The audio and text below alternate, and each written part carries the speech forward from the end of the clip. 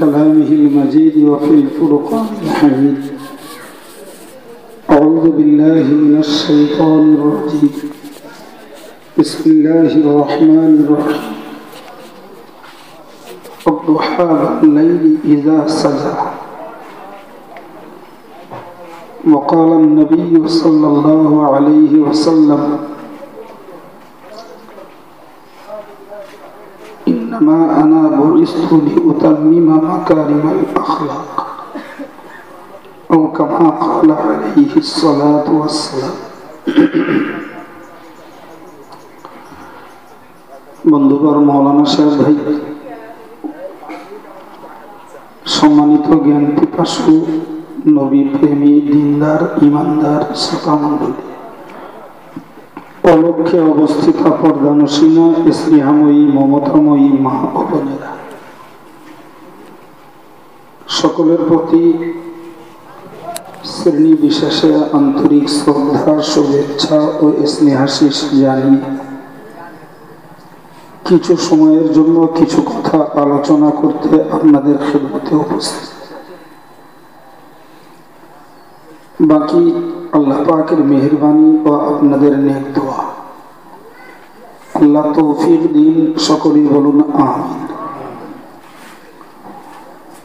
আপনারা জানেন, আমি এসে জেনেছি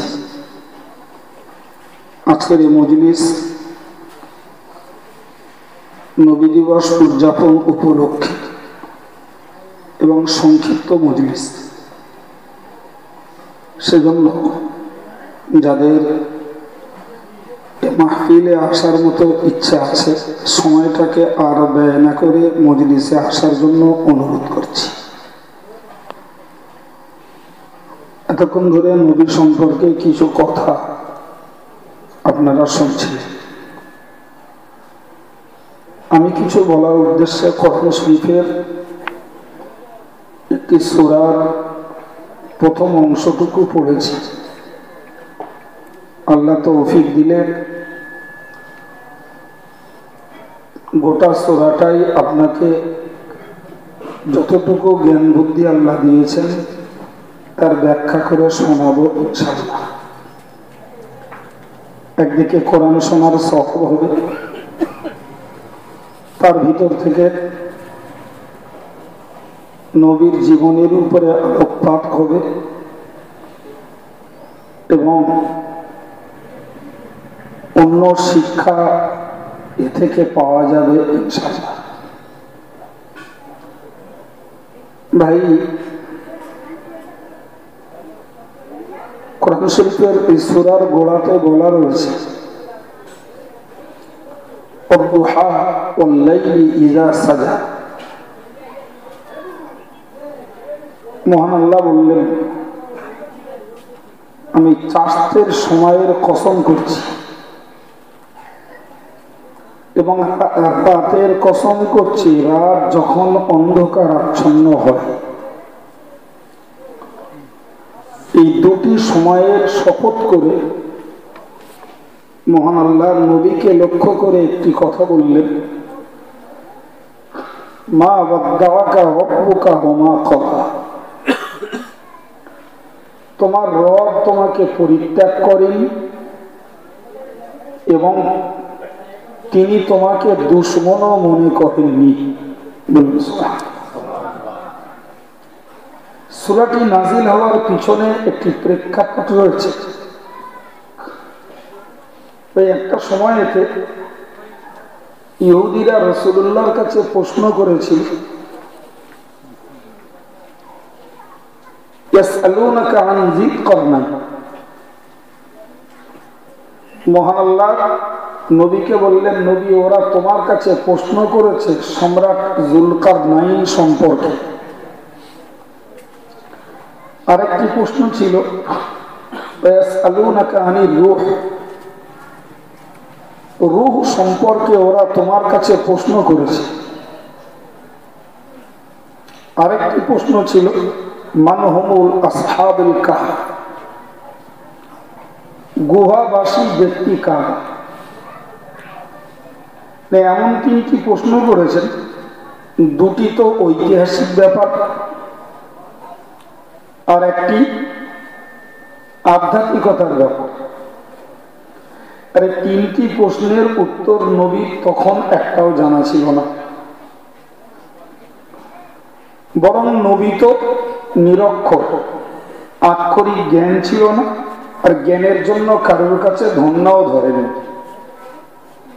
বরং কোরআন বলেছে ও আল্লামাকা মা লাম তাকুন তা'লাম, আল্লাহ নবীকে শিক্ষা দিয়েছেন যা নবী জানতেন না।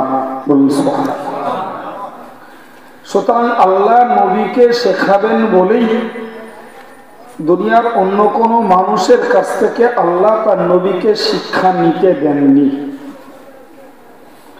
তার সুফল হয়েছে এটাকে, মানুষের দেওয়া শিক্ষাতে ঘাটতি থাকতে পারে, কিন্তু আল্লাহর দেয়া শিক্ষা একটি পূর্ণাঙ্গ শিক্ষা। বলুন সুতরাং নবী পাকের জ্ঞানের উৎসটাই হলো আল্লাহ পাকের দেওয়া জ্ঞান। তো ইহুদিরা যখন রসুলের কাছে প্রশ্ন করলো, তো রসুল পাক সাল্লাল্লাহু আলাইহি ওয়াসাল্লাম আল্লাহর জাতের প্রতি ভরসা করে বললেন কালকে বলবো। এই রাসূলুল্লাহর কালকে বলবো এই কথাটির পিছনে আস্থা এবং ভরসা ছিল যে আল্লাহ পাক জিবরিল আমিনকে পাঠাবেন। তো এরা প্রশ্ন করেছে আল্লাহ তো জানে না, সুতরাং জিবরাইলকে দিয়ে উত্তরটা পাঠিয়ে দেবেন, সে উত্তরটা আমি এদের বলে দেব। এটি ছিল নবী পাকে আল্লাহর প্রতি 100% আস্থা যে আল্লাহ পাক নিশ্চিত জিবরিল আমিনকে পাঠাবেন এবং উত্তরটাও পাঠিয়ে দেবেন। কিন্তু মহান আল্লাহ নবীকে উপলক্ষ করে সারা পৃথিবীর মানুষকে একটা শিক্ষা দেওয়ার জন্য এই ঘটনার পরে কমপক্ষে 15 দিন আল্লাহ জিবরিল আমিনকে রসুলের কাছে পাঠাননি। কথা বোঝা গেল কি? যখন রসুলের কাছে পাঠাননি তখন তো উত্তর জানারও আর অবকাশ হয়নি। তো যারা প্রশ্ন করেছিল তারা তখন নবীকে বেশি করে চাপ দিতে লাগলো, মোহাম্মদ তুমি কালকে বলবে বললে কই উত্তর বলো। আর রসুল যত নিরুত্তর হচ্ছেন ওরা তত মজা নিচ্ছে, নেবে না নেবে শত্রু তো। ঠিক এই সুযোগে একজন ইহুদি মহিলা রসুলের নামে চারিদিকে প্রভাগান্ডা করে বেড়ালো, সে মুহাম্মাদের খোদা মুহাম্মাদের ত্যাগ করেছে, সঙ্গে এটাও বলল যে মুহাম্মাদকে তার খোদা দুশমন মনে করেছে।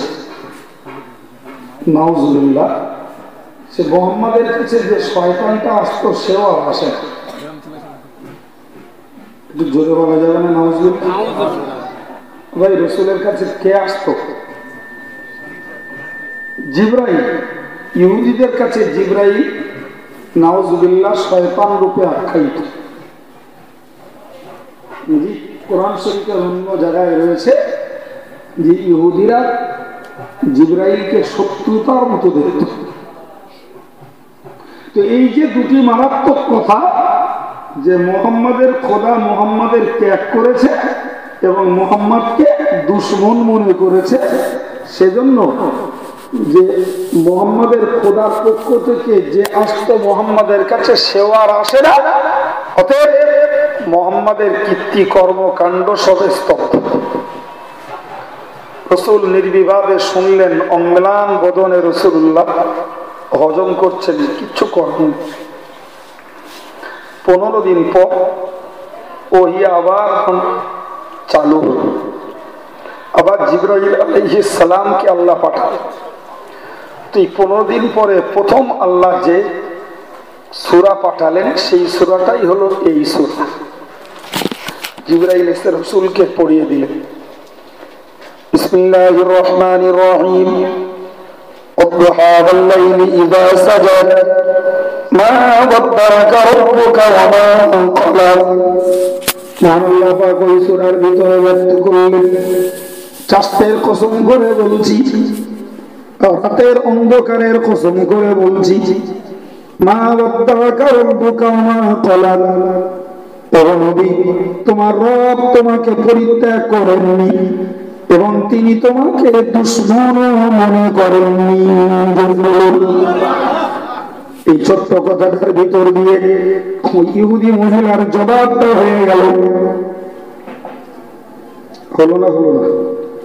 তোমার রব তোমাকে পরিত্যাগ করেননি, রব তোমাকে দুশমন মনে করেননি। সবেমাত্র 15 দিন পরে যখন ওহী পাঠিয়েছেন, ওহী পাঠানোর 15 দিনের মাথায় যখন রাসূলুল্লাহকে আল্লাহ জানিয়ে দিলেন, আমি তোমার শত্রু নই, আমি তোমার পরিত্যাগ করিনি, তাই আমার নবী কিছুটা আশ্বস্ত যদিও হলেন, কিন্তু মহান আল্লাহ পাকের রাসূল তখনও পর্যন্ত এই 15 দিনের গ্লানি এবং মক্কার মানুষদের অপপ্রচার, মিথ্যা প্রবাগান্ডা, রাসূলুল্লাহ তখনও পর্যন্ত সে কষ্টকে তিনি সইতে পারেননি, সামলাতে পারেন। প্রচুর মনে কষ্ট পেয়েছেন এই লোকগুলোর মিথ্যা প্রচারের ফলে। আসলে ব্যাপারটা ছিল এটাই, রাসূলুল্লাহর আস্থা ছিল যে এরা যখন প্রশ্ন করেছে আল্লাহ নিশ্চয়ই উত্তর দেবেন। এই আস্থা রেখেই বলেছিলেন কালকে বলবো। কিন্তু যুবকেরা, মুরব্বিয়ানে কেরামেরা, আমি আপনার কাছে নিবেদনের সঙ্গে বলছি, মনে রেখে দিন, এই কোরআন শরীফের অন্য আয়াত পাকে আল্লাহ জানিয়েছেন, ওয়া তাকুলান্না লিশাইইন ইন্নী ফাইলুন যালিকা ইল্লা আইয়াশা আল্লাহ। মহান আল্লাহ পাক কোরআন শরীফে জানিয়েছেন, ওগো দুনিয়ার ঈমানদার, খবরদার খবরদার, তোমরা জানো আগামী দিনে কোনো কাজ করবে বলে তোমরা এমনি এমনি বলো না, তবে যখনই আগামী দিনের জন্য কোনো প্রতিশ্রুতি দেবে তার সঙ্গে অবশ্যই একবার ইনশাআল্লাহ বলে নিও। কথা বোঝা গেল? কাল কলকাতায় যাব, একটু সঙ্গে বলো ইনশাআল্লাহ। কালকে অমুক কাজটা করব, একটু সঙ্গে বলো ইনশাআল্লাহ। মসজিদে 5,000 টাকা দেব, সঙ্গে একটু বলো ইনশাআল্লাহ। কথা বুঝে গেল? প্রতিটি ভবিষ্যৎ কাজের ওয়াদা যখনই করা হবে, কোরআনের শিক্ষা, তুমি তার সঙ্গে ইনশাআল্লাহটা বলো। আগামী দিনের কোন কাজের জন্য যখন ওয়াদা করবে, সঙ্গে যদি ইনশাআল্লাহটা বলে, ওই কাজ সম্পন্ন করতে আল্লাহ সাহায্য করবে, ওই কাজকে সম্পন্ন করতে আল্লাহ তাকে মদদ যোগাবেন। তো যদি ইনশাআল্লাহ বললে পরে আল্লাহর সাহায্য পাওয়া যায় এবং কাজটা সুসম্পন্ন হয়, তাহলে আমাদের ইনশাআল্লাহ বলাতে আপত্তি কোথায়? বাবা, আপত্তি আছে? আপত্তি নেই। কিন্তু বাস্তবটা খোঁজ করলে দেখা যাবে আমাদের সকলের আমলে নেই। ভুল বললাম? কেন এই ছোট জিনিসটা আমি আমল যদি করি তাহলে আল্লাহর সাহায্য পাবো, আমার কাজটাও সম্পন্ন হবে, সেটা ধর্মেরই কাজ হোক আর সেটা সংসারেরই কাজ হোক, সেটি যখন সম্পন্ন হবে আল্লাহর দয়ায়, আল্লাহর মদদে, তাহলে আমাদের এটা অভ্যাস করাও দরকার। এই রাসূলুল্লাহ ওই ইনশাআল্লাহ শব্দটাকে বলতেন, কিন্তু ওরা যখন প্রশ্ন করেছিল সেই মুহূর্তটা বলতে অবিস্মরণ হয়েছে। আর অবিস্মরণটার পিছনে কারণ দাঁড়িয়েছে এটাই যে ওরা যত প্রশ্নই করুক জবাব তো আল্লাহই দেন। আমি তো জানি না, আল্লাহ জানালে তাই জানি, সুতরাং এটাও আল্লাহ জানিয়ে দেবেন, তাই বললেন কালকে বলবো। আর এই কালকে বলবো কথাটাই আল্লাহর কাছে জি অপছন্দের হয়েছে। তুমি কেন ইনশাআল্লাহ বললে না? আসল রহস্য হলো এই ঘটনার পরিপ্রেক্ষিতে বিশ্ব উম্মতে মুসলিমাকে একটা শিক্ষা দেওয়া। কথা বুঝে আসছে? সেই শিক্ষাটা আমরা কাজে লাগাবো।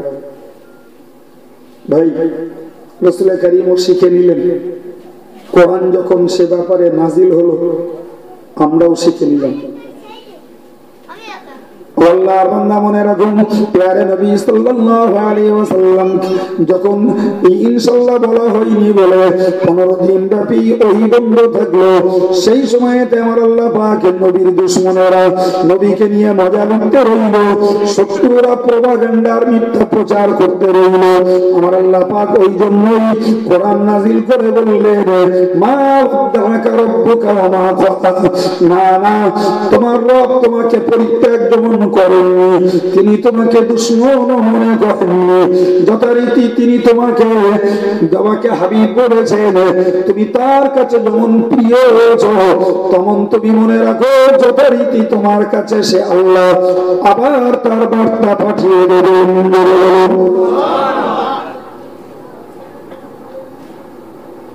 আমি আগে বলেছি না, এই যে 15 দিন ওহি আসেনি, রাসূলুল্লাহ এই ঝড় তখনও কাটিয়ে উঠতে পারেননি।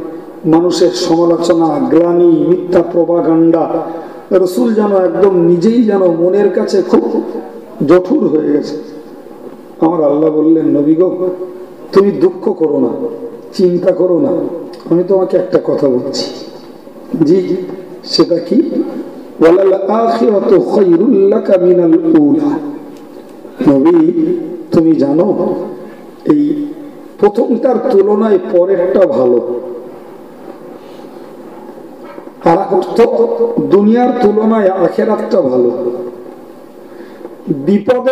বিপদকালীন সময়টার তুলনায় পরের কালটা ভালো। জি, যে বান্দা বিপদে ধৈর্য ধরতে পেরেছেন, ওই বান্দার পরবর্তী কালটাকে আল্লাহ কল্যাণ দান করবেন। দুনিয়ার তুলনায় পরকালটা ভালো। অতএব আল্লাহ পাকের সিদ্ধান্ত, দুনিয়ার তুলনায় পরকাল যখন ভালো, বুদ্ধিমানদের কাজ হলো পরকালের জন্য সঞ্চয় করা।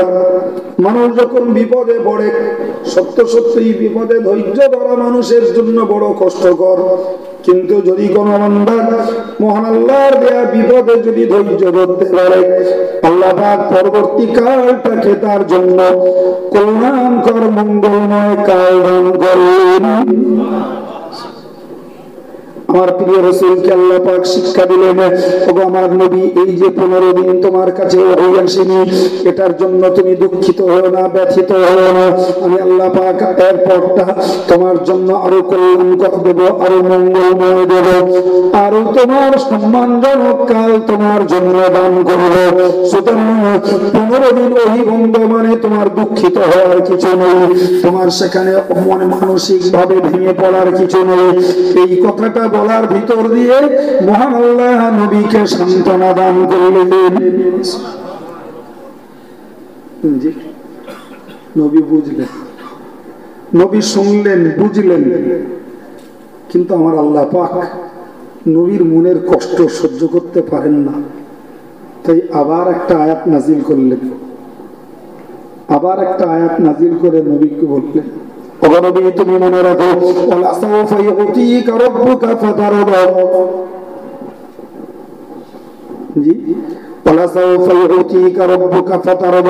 তোমার কাছে 15 দিন ওহী আসেনি, এর জন্য তুমি ব্যথিত দুঃখিত, কিন্তু তুমি জেনে রাখো খুব শীঘ্রই তোমার রব তোমাকে এত কিছু দান করবে যাতে তুমি জবরদস্তি খুশি হয়ে যাবে। সুতরাং আমি আল্লাহ তোমার ওহী বন্ধ রেখেছি, আমি আল্লাহ তোমাকে এত কিছু দেব যে তুমি অনেক বেশি খুশি হয়ে যাবে। সেজন্য তুমি চিন্তা করো না। 15 দিনের ওহী না আসার ব্যথাটাকে ভোলানোর জন্য, পরিবর্তে সান্ত্বনা দেওয়ার জন্য মহান আল্লাহ পাক কোরআন শরীফের এই আয়াত কটা নাজিল করলেন। এই আয়াত পাক্যটা নাজিল করে নবীকে আল্লাহ সান্ত্বনা দিলেন বটে, কিন্তু আমার আল্লাহ তো কোনো খুশি হতে পারেননি। কারণ যে আমার নবীকে আমি যদিও দেব বলেছি, তাতে নবী খুশি হবে তাও বলেছি, কিন্তু আমার নবীর মনটা যেন এখনো ভার ভার ভাব। কেন কি জানি আল্লাহ কবে কি দেবে, সেই দেওয়াতে আমার এই গ্লানি মুছবে সেটা তো অনেকদিন পরের কথা। আল্লাহ পাক কোরআন নাযিল করে বললেন, আলাম ইয়াজিদিকা ইয়াতীমান ফাআওয়া। ওগো নবী, তুমি কেন সন্দিহান? নবী গো, তুমি কি মনে করো না, তুমি কি স্মরণ করো না, তুমি ছিলে এতিম, বাপ হারা সন্তান। আমি আল্লাহ পাক তোমাকে আশ্রয় দিয়েছি। তুমি ছিলে মিসকিন, মা হারা সন্তান। আমি আশ্রয় দিয়ে তোমাকে দাদার পক্ষে প্রতিপালিত করতে দিয়েছি।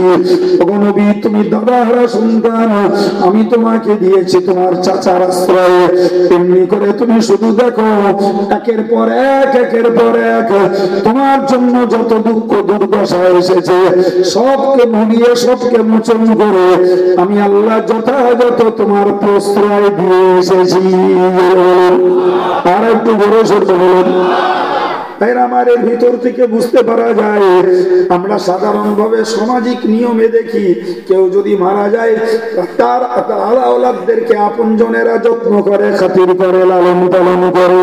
আমার নবী পাক সাল্লাল্লাহু আলাইহি ওয়াসাল্লামের আব্বা যারাই পৃথিবীতে তিনি জন্ম নিয়েছেন, মাকে হারিয়েছেন, সাধারণ নিয়মে দাদা দায়িত্ব নিয়েছেন, দাদা ইন্তেকাল করেছেন, চাচা দায়িত্ব নিয়েছেন।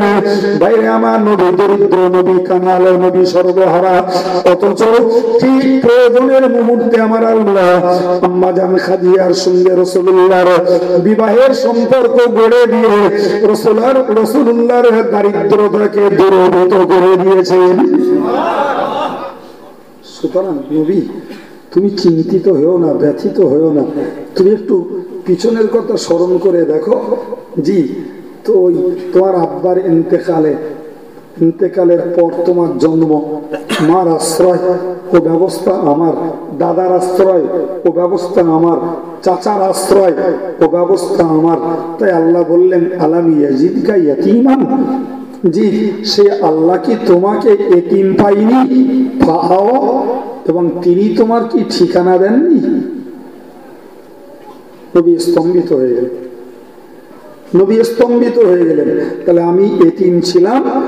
জি, যাদের মাতাহাতে, যাদের অধীনে আমি প্রতিপালিত হয়েছি, যত্ন পেয়েছি, সেই মানুষগুলোর মানসিকতাটাও খোদার দান। কথা বোঝা গেল?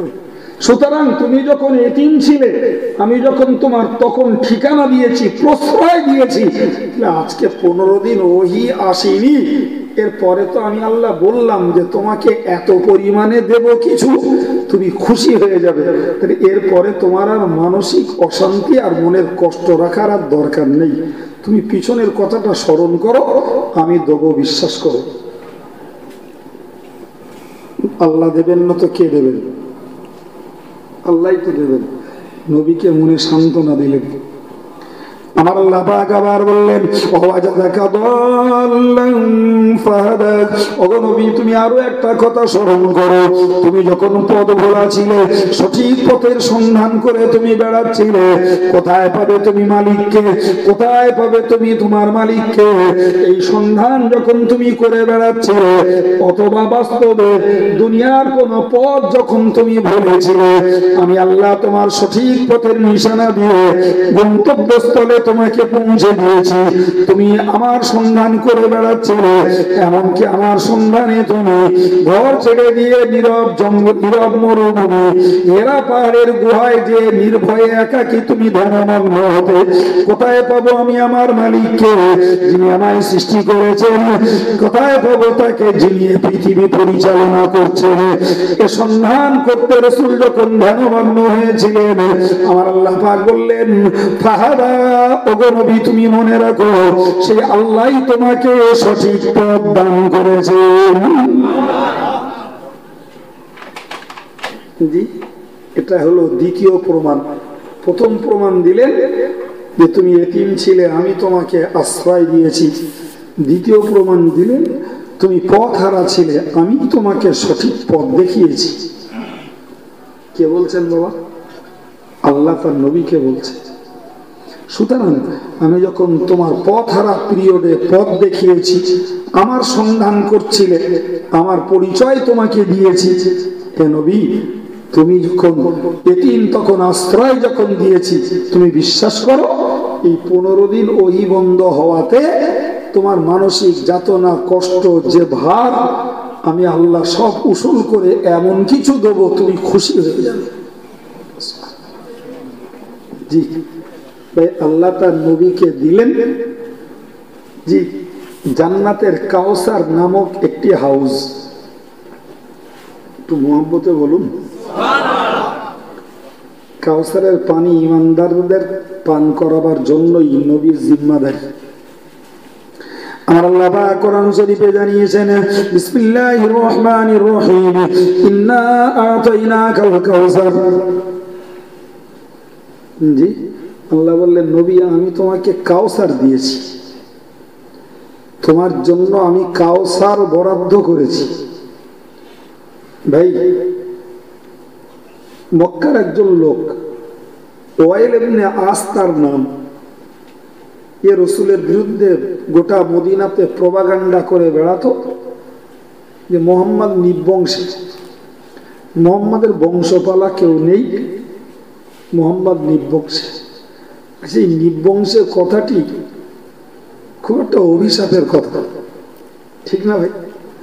সন্তানাদি যার নেই, নির্বংশ, ভাই কেউ বললে ওটা লোকে গাল মনে করে। হাটখুড়ো নির্বংশ, এটা সমাজে কি বলে ব্যবহার হয়? গাল না? আমার নবীকে যখন বলল, নবীর মনে কষ্ট লাগবে না? লাগবে না? জি আর আল্লাহ পাক নবীকে বললেন, ইন্না আতাইনাকাল কাউসার, ওগো নবী আমি তোমাকে কাউসার নামীয় সম্পদটাকে দিয়ে দিলাম। কাউসার অন্য কিছু নয়। রাসূল বলেছেন, ইহা হাউজুম মিনাল জান্নাহ, কাউসার হলো জান্নাতের একটি নহর, জান্নাতের একটি হাউজ কাউসার।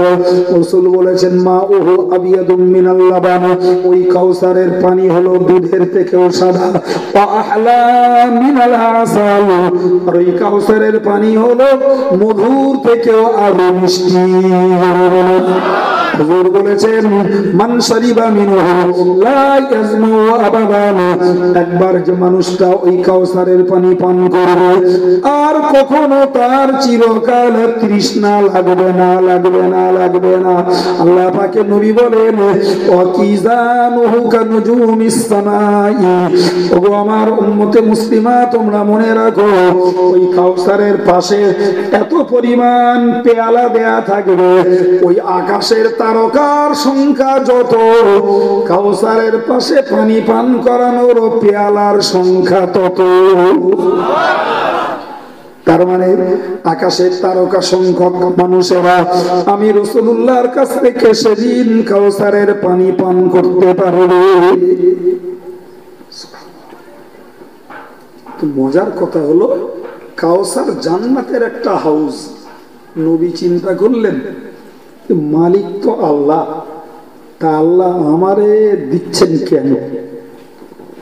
জান্নাতের মালিক আল্লাহ, মানে কাউসার নামীয় নদী, ঝর্ণা, হাউস যাই হোক তার মালিক আল্লাহ, আমাকে দেবেন কেন?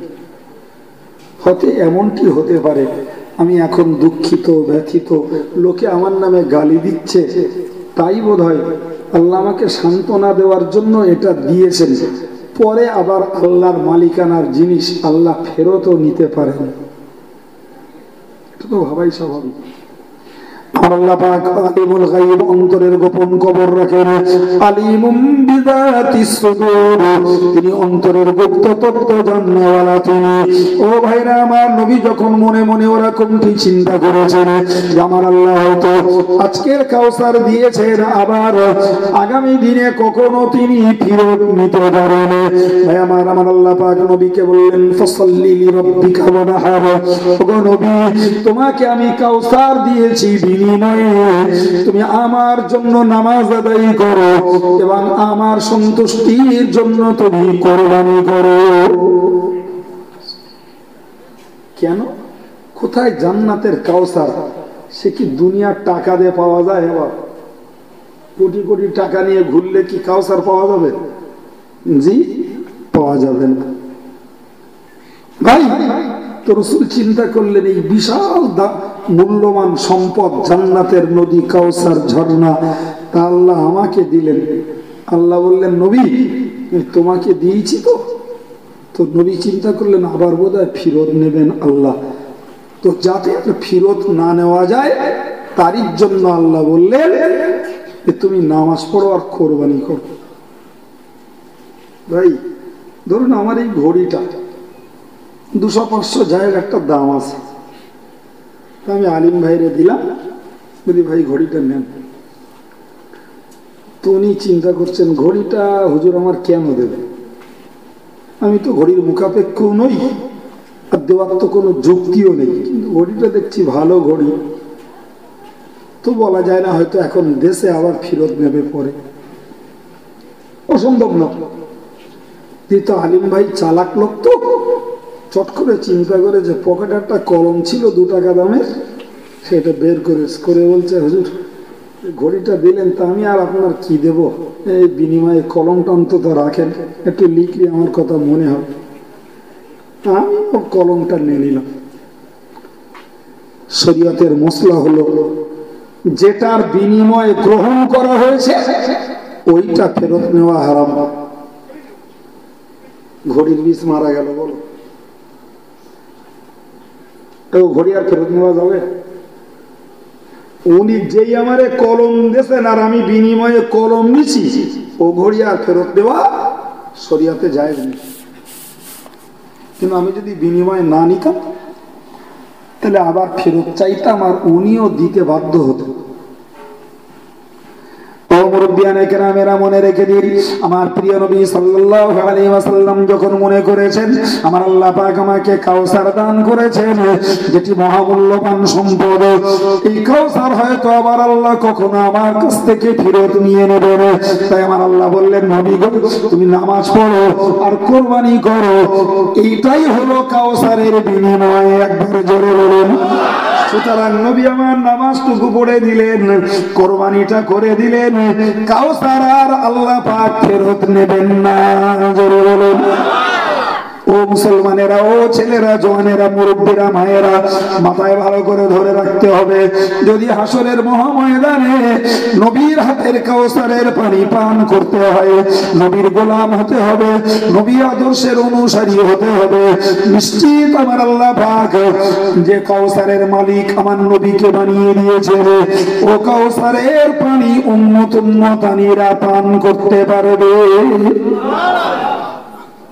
নবী খুশিতে বাগবাগ হয়। লোকে দুনিয়াতে টাকা দেয়, খাবার দেয়, জি একটা লুঙ্গি দেয়, জামা দেয়, এই তো দেয় লোকে। আমার আল্লাহ রসুলকে দিলেন কাউসার, যা সারা পৃথিবী খুঁজে পাওয়া যাবে না। নবী খুশিতে বাগবাগ হয়। সঙ্গে আমার আল্লাহ বলে দিলেন ইন্না শানিয়াকা হুয়াল আবতার, ওগো নবী তোমাকে লেজ কাটা বলছে, তোমাকে লেজ কাটা বলছে, নিবংশে বলছে, তোমার বংশ চলবে না বলে তোমাকে লাঞ্ছিত, অপমানিত, ঘৃণিত করছে, তোমাকে গালি দিচ্ছে।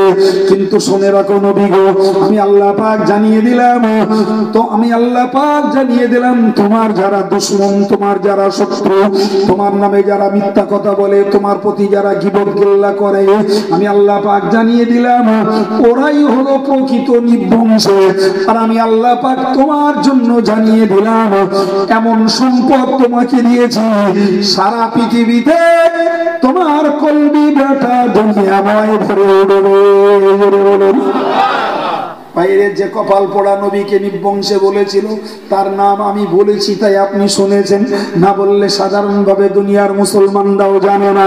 কেতাবে আছে, কেতাবে আছে, ওই পর্যন্ত তার কোথায় আলাওলা, তার কোথায় পরিবার পরিজন, সব তো বিদায় নিয়েছে। কোথায় তার কোন স্মৃতি, কোন চিহ্ন, কোন নামগন্ধ দুনিয়া ঢুঁড়ে মানুষের কাছে খুঁজে পাওয়া যাবে না। কিন্তু আমার নবী পাক সরকারে দো আলম নিবংশ বলে গালি দিয়েছে, ওরা নবীর বেটা সন্তান ছিল না। বেটা সন্তান যা আল্লাহ দিয়েছিলেন ভাইয়ের রসুল পাকের জীবদ্দশাতে ইন্তেকাল করেছেন, সুতরাং নবী নিবংশ। কিন্তু বিশ্বময় নবী প্রেমিক, নবীর কলবি বেটারা ছড়িয়ে গেছে। এই দেখতে পাওয়া যায় যে ওয়াইল নবীকে নিবংশ বলছিল, তার নাম গন্ধ নেই। আর আমার আল্লাহ পাকের রসুলের পুত্র সন্তান বেঁচে নেই। হকিকতে সমাজে নবী নিবংশ, কিন্তু নবীর এমন কলবি বেটা পৃথিবীতে তৈরি হয়েছে। আমেরিকায় নবীর নাম বেজে বেড়ায়, লন্ডনে নবীর নাম বাজে, জাপানে নবীর নাম বাজে, বর্মায় নবীর নাম বাজে, হংকং এ নবীর নাম বাজে, ভারতময় নবীর নাম বাজে। ধনীর কাছে, নির্ধনের কাছে, মালিকের কাছে, শ্রমিকের কাছে, শিক্ষিতের কাছে, মূর্খের কাছে, মুসলমানের কাছে, ইহুদির কাছে, খ্রিস্টানের কাছে, কাফেরের কাছে আমার নবীর নাম সারা বিশ্বময় জাগ্রত হয়ে রয়েছে। ঠিক না বল? রে তুই বললি নবী নির্বংশ, তোর নাম নিশানা নেই। আমার নবীর পুত্র সন্তান নেই তো কি হয়েছে? জি, এমন সম্পদ আমার নবীকে দিয়েছি, সারা পৃথিবী নবীকে স্মরণ করছে। সর্বোপরি আল্লাহওয়ালা দিনদার ধার্মিক আর ধার্মিকা নারী আর পুরুষ গুলো তারা তো গোপনে গোপনে কেঁদে বেড়ায়, তারা তো গোপনে গোপনে ভিক্ষা করে বেড়ায়, আল্লাহর কাছে তারা দোয়া ভেঙে বেড়ায়। আল্লাহ হাসরের মহাময়দানে কঠিন তৃষ্ণার মুহূর্তে আল্লাহ তোমার নবীর হাতের কাউসারের পানি একটু পান করাইও। সেই লোভে লোভে সারা পৃথিবীর ইমানদার মুসলমানের জীবনব্যাপী নবীকে খুশি করতে নবীর প্রতি দরুদ সালাম পড়ে চলেছে। নবীর নাম শুধু জাগ্রত নেই, বরং নবীর নামে দরুদ তথা নবীর জন্য শান্তির দোয়া করে বেড়াচ্ছে পৃথিবীর কোটি কোটি মানুষ প্রতিদিন, প্রতি মুহূর্তে। কথা ঠিক না ভুল ভাই? ভাই এই হজের সময় দেখেছি কাবা শরীফে প্রচুর ভিড়, প্রচুর। যাই হোক, আমার একবার ওমরায় যাওয়ার নিয়ে, আচ্ছা আমি ওমরায় যাইনি, হজে গেছি দুবার। জি, তো ওমরার নিয়ত আছে একবার।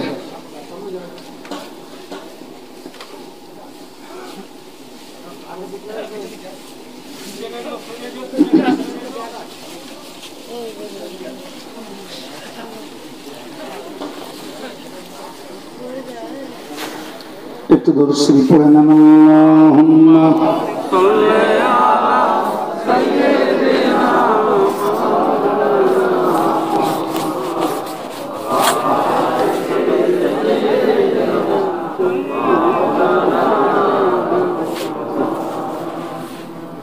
ভাইয়ের আমার, তো যেটি বলছিলাম, তা আমার একবার ওমরায় যাওয়ার নিয়ত বাবু। তা মনের খেয়াল এরকম যে যখন যে পিরিয়ডে একটু খালি খালি থাকে সেই পিরিয়ডটাই যাও। খালি মানে আমার দাউদ খালি না বাবু, কাবা খালি। জি, তো ভাই আমি প্রতিদিন বেশ কিছুদিন ধরে প্রতিদিন কাবা শরীফটাকে দেখি, রাত 12টা, 1টা, 2টো, 3টে দেখি। আশ্চর্যজনক ব্যাপার, একটা মুহূর্তে দেখি না যে কাবার চত্বর খালি আছে, আর একটা মুহূর্ত দেখি না যে রাসূলুল্লাহর মাজার মুকাদ্দাস খালি রয়েছে। আপনি এক্ষুনি যদি নেট খোলেন তো দেখবেন গিজগিজ করছে কাবার চত্বরে লোক। আপনি এক্ষুনি নেট খুললে দেখবেন, জি এখন তো ধরুন 9:30 বাজে, তো ওখানে এখন 7টা বাজে। জি, এত পরিমাণ লোক গিজগিজ করছে, মনে হচ্ছে সব সময় যেন হজ হচ্ছে। আমার এই দেখে দেখে মনে হয়েছে আমি কাবার কখনো খালি হবে না। এর ভিতর থেকে যার যখন সুযোগ হবে ছুটতে, আমি ভাবি এই লোকগুলো কারা। আমরা মনে করি আমাদের দিক থেকে একটা গাড়ি গেছে উমরায়, ওখান থেকে 5 জন গেছে, এখান থেকে 3 জন গেছে।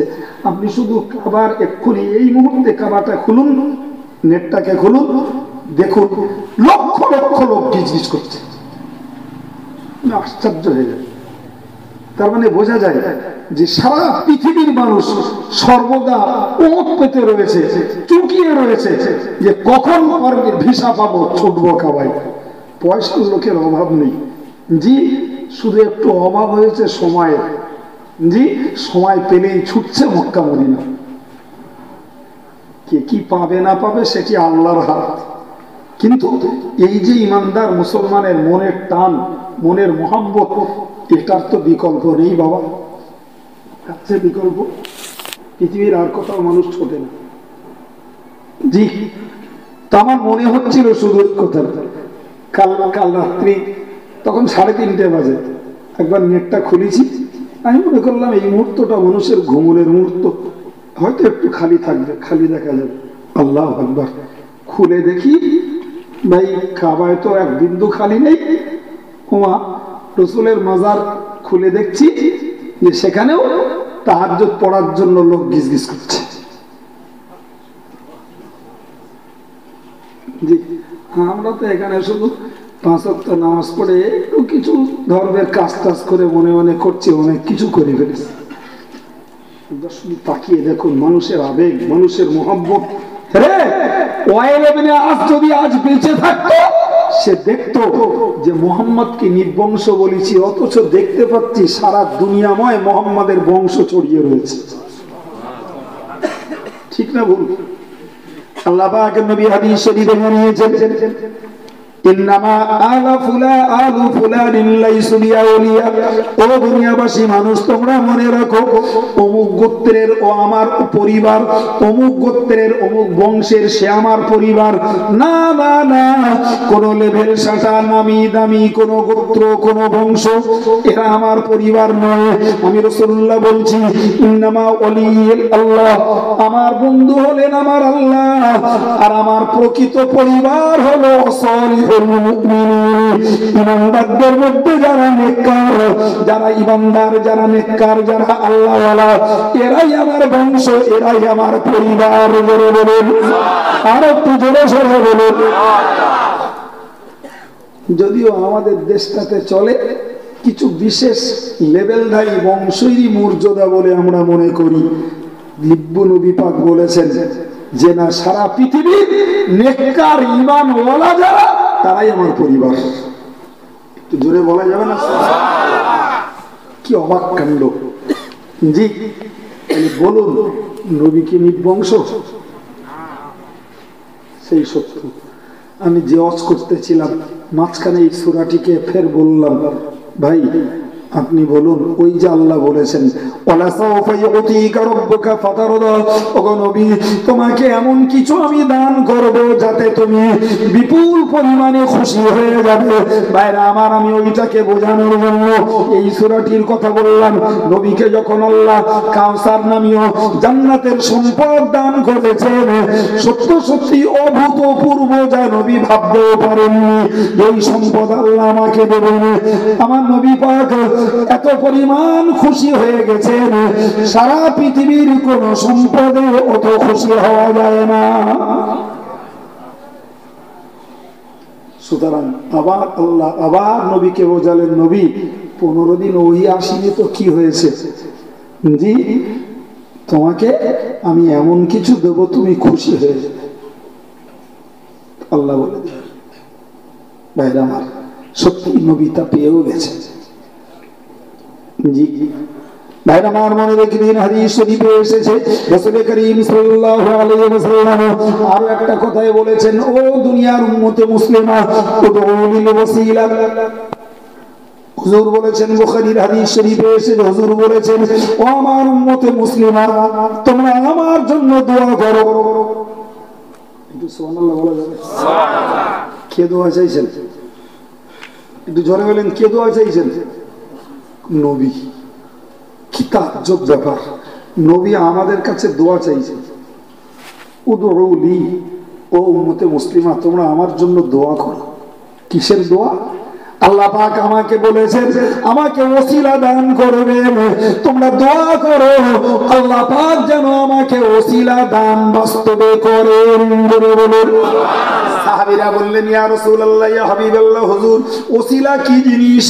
ওসিলা কি জিনিস যা পাওয়ার জন্য আপনি এত লালায়িত, যা পাওয়ার জন্য আপনি এত আকাঙ্ক্ষী, উদ্গ্রীব, আর আল্লাহ আপনাকে দেবেন বলেছেন?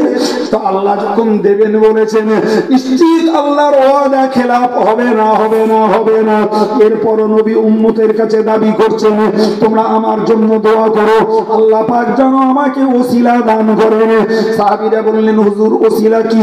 রাসূল পাক সাল্লাল্লাহু আলাইহি ওয়াসাল্লাম স্পষ্ট করে জানিয়েছিলেন, ওসিলা অন্য কিছু নয়, ওসিলা হলো ইয়া দারাজাতুল জান্নাহ, ওটা জান্নাতের একটা স্তর, যে স্তরে আমি রাসূল ছাড়া আল্লাহ পাক আর কাউকে উঠতে দেবেন না। তোমরা বেশি করে দোয়া করো যাতে করে আল্লাহ পাক আমাকে জান্নাতের সেই উচ্চ স্তর ওসিলা নামক জায়গায় যেন আমাকে উন্নীত করে। কি বুঝছেন জি? আজান হয়ে গেলে দোয়া পড়েন, সে দোয়ায় কি বলা আছে? আল্লাহুম্মা রাব্বা হাযিহিদ দাওয়াতিত তাম্মা। জি, আল্লাহুম্মা রাব্বা হাযিহিদ দাওয়াতিত তাম্মা। জি, এই পূর্ণ আহ্বান এর মালিক আল্লাহ তুমি। পূর্ণ আহ্বান মানে আল্লাহু আকবার, আল্লাহু আকবার, হাইয়া আলাস সালাহ, হাইয়া আলাল ফালাহ। এই যে পূর্ণ আহ্বান, এ আল্লাহ তুমি এর মালিক। আমরা দোয়ায় বলছি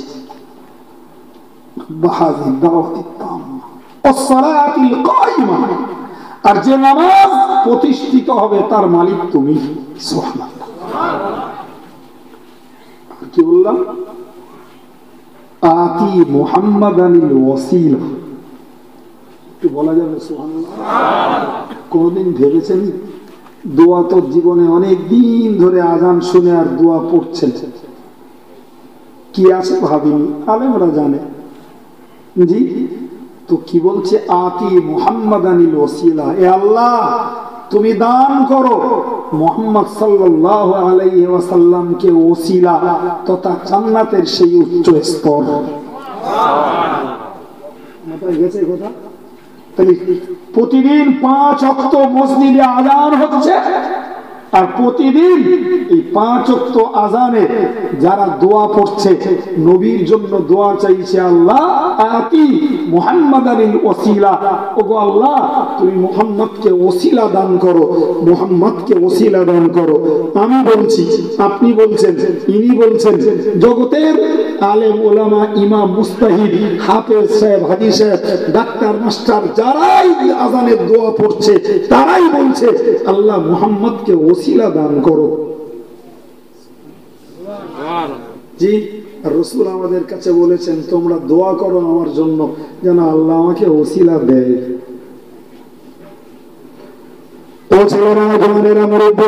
আমি আপনার কাছে বলতে চাইছি বাবা, আল্লাহ পাক যখন ওয়াদা করেছেন নবীকে অবশ্যই ওসিলা দান করবেন, ওসিলা আবার বলছি জান্নাতের উচ্চ দরজা।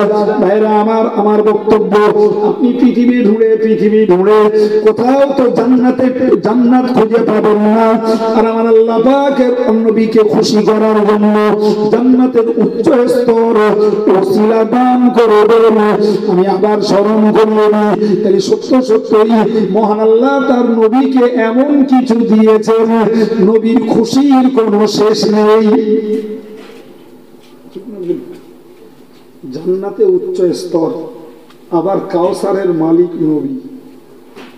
নবীর হাতের কাউসারের পানি পান করতে নবীর প্রতি, নবীর সুন্নতের গোলামি করতে হবে, নবীর প্রতি জীবনব্যাপী দরুদ পড়ে যেতে হবে, নবীর প্রতি জীবনব্যাপী সালাম জ্ঞাপন করতে হবে।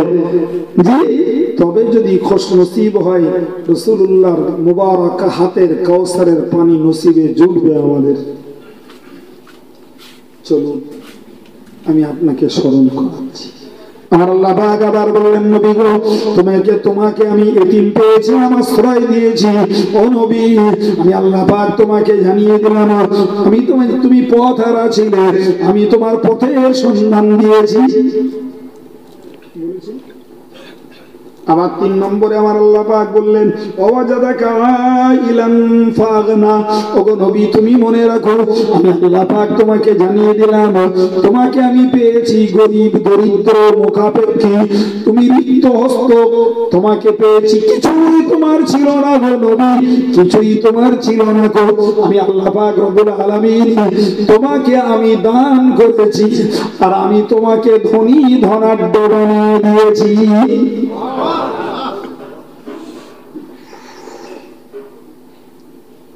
নবী গরিব তো বটেই, দরিদ্র তো ছিলেনই, কিন্তু আল্লাহ বললেন আমি তোমাকে ধনী বানিয়েছি। তুমি গরিব, তুমি রিক্ত হস্ত, তোমার কিছুই নেই, সহায় সম্পদ কিচ্ছু নেই, অথচ আমি ধনী বানিয়েছি। আল্লাহর বান্দারা মনে রেখে দিন, আমি সংক্ষিপ্ত এতটুকুই ব্যাখ্যা আপনাকে কেবলমাত্র শুনিয়ে দিই। ভাইরা আমার মনে রাখার দরকার 25 বছর বয়সে আল্লাহ পাকের কল্পনা এবং বাস্তবে রূপায়িত হয়েছে। আম্মা জান খাদিজার সঙ্গে আমার প্রিয় নবীর বিবাহের সম্পর্ক গড়েছে। ভাই আমার রাসূল পাক সরকারে দো আলমকে বিয়ে করে খাদিজা যেমন জীবনটাকে ধন্য করতে পেরেছেন, ঠিক ততই বছর দরিদ্র নবী, কাঙাল নবী, অথচ মক্কার একটা সেরা সমৃদ্ধশালিনী মহিলা আম্মা জান খাদিজার প্রচুর পরিমাণে অর্থ নবীর কদম তলে খাদিজা লুটিয়ে দিয়েছে। নবী তুমি ধনী গরিব ছিলে, আমি তোমাকে ধনী বানিয়েছি। ভাইরা আমার যথারীতি রাসূল পাক সরকারে দো আলম আম্মা জান খাদিজার সঞ্চিত অর্থগুলোকে ভাই ইসলামের পথে নবী আমার ব্যয় করেছেন। নবুয়ত প্রাপ্তির পর থেকে যদি নবীর কাছে অর্থ না থাকতো, বাবা নবীর কাছে যদি পয়সা না থাকতো, তাহলে নবী কি করে দাতা হন, নবী কি করে দানবীর দানশীল হন। অথচ বুখারী শরীফের হাদিসে লেখা রয়েছে কানা আজওয়াদুন নাস ইলা রাসূলুল্লাহ সাল্লাল্লাহু আলাইহি ওয়াসাল্লাম মির মুরসালা। সহিহ বুখারীর হাদিসে রয়েছে রাসূল পাক সরকারে দো আলম সারা পৃথিবীর শ্রেষ্ঠতম দাতা। সুদ দিলি সুবহানাল্লাহ বলবেন? সুদটা দিলেও না, আপনাদের একটু পরীক্ষা করার জন্য। যে নবীকে সারা জীবন জেনে এসেছেন দরিদ্র, আর বুখারীর হাদিসে এসেছে সারা পৃথিবীর শ্রেষ্ঠ দাতা রাসূলুল্লাহ। ভাই দান না করে দাতা হওয়া যায়? কথা বলেন না কেন? দান না করে দাতা হওয়া যায়? কোশ্চেন কালেও যায় না। আর দান করতে গেলে সম্পদ থাকা লাগে না, লাগে না? হ্যাঁ, তাহলে নবীর সম্পদ ছিল, দানও করেছেন এবং এত বেশি দান করেছেন যে সারা পৃথিবীর মানুষের মধ্যে নবী হয়েছেন শ্রেষ্ঠ দাতা। এমনকি হাদিস শরীফে বলা আছে মির রিহিল মুরসালা, এই খোলা বাতাস যেমন হিন্দু, মুসলমান, জৈন, খ্রিস্টান, ইহুদি, কাফের, জি বেনামাজি, নামাজি, সুদখোর, দাঁতাল, মাতাল, যত ধর্মের হোক আর যত পাপের লোক হোক, এই মুক্ত বাতাস কারোর গায়ে লাগতে বাদ যায় বাবা? জি, কারোর গায়ে লাগতে বাদ যায় না। হাদিস পাকে এসেছে নবী মুক্ত বাতাসের থেকেও আরো বেশি উদার। নবীর কাছে হাত পেতে কোন ধর্মের কোন মহাপাপী কেউ নবীর কাছ থেকে বঞ্চিত হয়নি। আমরা সারা জীবন জানি নবী দরিদ্র, কাইম সাহেব উল্টো বলছে নবী ধনী। কাইম সাহেব বলে না বাবা, কিতাবে লেখা আছে, আমরা আগে জানিনি, সেটা আমাদের ঘাটতি। লেখাটা আজকে না, লেখাটা এখান থেকে 1200 বছর আগে। কথা বুঝে আসছে বাবজি? জি, রাসূলুল্লাহ অ্যাকচুয়াল দরিদ্র নন, বরং উদার হাতে দান করে নবী দরিদ্র হয়েছেন, দরিদ্র সেজেছেন। অ্যাকচুয়াল নবী দরিদ্র নন। কি করে দরিদ্র বলবেন? জি, কি করে দরিদ্র বলবেন? হাদিস শরীফে এসেছে আল্লাহ পাক নবী পাককে বলেছিলেন, ওগো আমার হাবিব, ওগো আমার হাবিব, তুমি রিক্ত, তুমি রিক্ত, তুমি শূন্য। আমি আল্লাহ পাক চাইছি তুমি যদি চাও গো নবী, ওই ওহদ পাহাড়টাকে তোমার জন্য সোনা বানিয়ে দেব, ওহদ পাহাড়টাকে তোমার জন্য সোনা বানিয়ে দেব। নবী পাক সাল্লাল্লাহু আলাইহি ওয়াসাল্লাম আল্লাহর দেয়া অফারটাকে শুনলেন, শুনবার পরে বললেন, না না না ইয়া রাব্বাল আলামিন, আল্লাহ ও আমার মাবুদ আল্লাহ, আমি ওহদ পাহাড় সোনা হোক এ দাবি আমার নয়, ওহদ পাহাড় সোনা হোক এ কামনা আমার নয়। আল্লাহ তুমি ওহদ পাহাড় আমার জন্য সোনা বানিয়ে দাও, আমি তার মুখাপেক্ষী নই সেটা চাইছি না, বরং আমি চাইছি আল্লাহুম্মা হিনি গরীবান ওয়া আমিতনি গরীবা, আল্লাহুম্মা হিনি মিসকিনা ওয়া আমিতনি মিসকিনা। আল্লাহ আমি দরিদ্র হালাতে, মিসকিন হালাতে পৃথিবীতে বাঁচব, এবং দরিদ্র হালাতে, আমি গরিব হালাতে, মিসকিন হালাতে আমি মরব। ওয়াহশুরনি মা যুমারাতিল মাসাকিন। আল্লাহ তোমার কাছে আরো দাবি করব, কিয়ামতের মহা ময়দানে দরিদ্র মিসকিন মানুষদের সঙ্গেই আমার হাসরটাকে করাবে। জি, এই ন্যায্য পথে শ্রম দিলে ধন হওয়াটা দোষের নয়। এরপরও যদি ধন ভিক্ষা করে মানুষ, সেটা নিশ্চিত লজ্জাস্কর। ন্যায্য পথে একটা মানুষ যদি খাটে, তাতে আল্লাহ যে ধন দেন তা যথেষ্ট। এরপরেও যদি মানুষ ধনের জন্য ভিক্ষা করে, জি, মানুষ বিনা ডিমান্ডে বক্তাদের যা দেয় তা যথেষ্ট। এরপরেও যদি তার উপরে কর চাপানো হয়, এটা কি ভিক্ষা নয়? ন্যায্য শ্রমে আল্লাহ যা দেখছে তা যথেষ্ট। এরপরেও যদি মানুষ সুদী কারবার করে, এরপরেও যদি মানুষ চিটফান্ডের ব্যবসা করে, এরপরেও যদি মানুষ সততার প্রতারণা করে কামাই করে, এরপরেও যদি মানুষ মহিলা সমিতি করে গ্রুপ লোন নিয়ে উন্নতি ঘটাতে চায়, এরপরেও যদি মানুষ ফিক্সড ডিপোজিট করে, এরপরেও যদি মানুষ ডবল ডিপোজিট স্কিম খোলে, তাহলে একে কি বলবেন? এ কি ভিখারি নয়?